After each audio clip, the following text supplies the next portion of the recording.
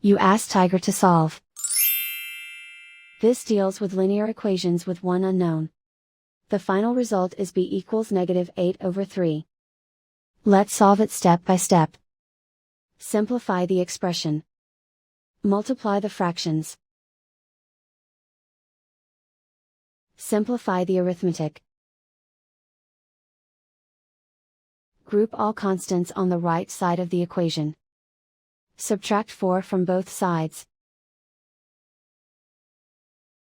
Simplify the arithmetic.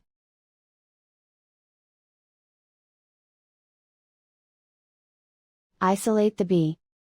Multiply both sides by inverse fraction 2/3. Group like terms. Multiply the coefficients. Simplify the fraction. Multiply the fractions. Simplify the arithmetic.